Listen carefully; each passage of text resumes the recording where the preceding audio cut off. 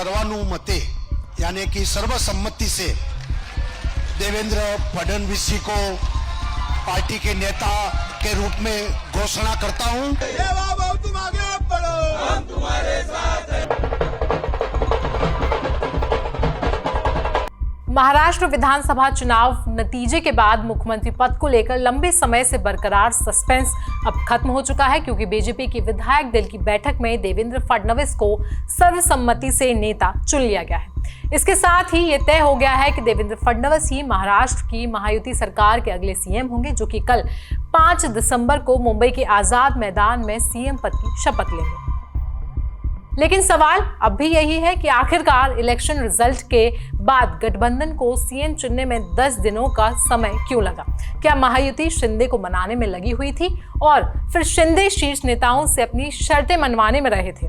खैर, इन 10 दिनों में क्या क्या हुआ है, इस सारी इनसाइड स्टोरी हम आपको बताएंगे। नमस्कार, मेरा नाम है आयुषी और आप देख रहे हैं जनसत्ता। वैसे तो हम सभी शुरू से जानते हैं कि सीएम तो बीजेपी की ओर से ही होना था, क्योंकि बीजेपी ने राज्य में 132 सीटों पर जीत हासिल की। लेकिन इस बीच शिंदे आखिर क्यों नाराज थे, क्यों अचानक उन्होंने सारी मीटिंग रद्द की और क्यों उन्होंने बीजेपी के सामने बढ़ा चढ़ाकर अपनी मांगे रखी, ये किसी को अभी तक समझ नहीं आया है। महाराष्ट्र में इस समय शिंदे की पार्टी के पास कुल 57 सीटें हैं और ऐसे में हो सकता है कि उन्हें अपने अस्तित्व का डर सताने लगा था। देखा जाए तो शिंदे 57 सीटों पर जीत कर ही विरासत की लड़ाई पहले ही जीत चुके हैं। ऐसे में शिंदे के पिछले बयानों को उठाकर देखें तो शिंदे में सीएम पद को लेकर कभी ना नहीं बोला, लेकिन उन्हें सीएम पद को लेकर काफी ज्यादा इंटरेस्ट था। बल्कि इस कुर्सी के लिए हमेशा उन्होंने अपना इंटरेस्ट बढ़ चढ़कर दिखाया। शिंदे खुद पार्टी और ठाकरे साहब की छवि को कमजोर होने से बचाना चाहते थे, लेकिन इसके साथ वो ये भी जानते थे कि बीजेपी सीएम पद इस बार अपने हाथ से नहीं जाने देगी। साथ ही साथ शिंदे को ये भी पता था कि बीजेपी शिंदे को दरकिनार भी बिल्कुल नहीं कर सकती है। लेकिन अब सवाल उठता है कि आखिरकार बीजेपी शिंदे को दरकिनार क्यों नहीं कर सकती, जबकि बीजेपी के पास अच्छा खासा अकेले सरकार बनाने का बहुमत है।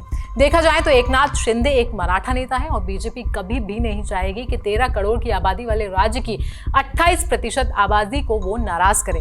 शिंदे ने अकेले खुद के दम पर कई मराठा सीटों पर जीत हासिल की, जो सारी बीजेपी और महायुति के लिए फायदेमंद साबित हुई। वहीं बीजेपी को शिंदे को साइलेंट करने का डर इससे भी था कि अगर उद्धव गुट को इससे फायदा हो गया तो जनता में ये मैसेज भी जरूर जाएगा कि बीजेपी ने शिंदे को यूज एंड थ्रो किया। देखा जाए तो अभी शिंदे और अजित दादा को कितना कितना मिलने वाला है, ये आधिकारिक रूप से तय नहीं है, लेकिन राजनीतिक गलियारों में ये खबरें पहले से ही आ चुकी हैं कि आखिरकार तीनों पार्टियों में मंत्रालयों का बंटवारा कैसे होने वाला है।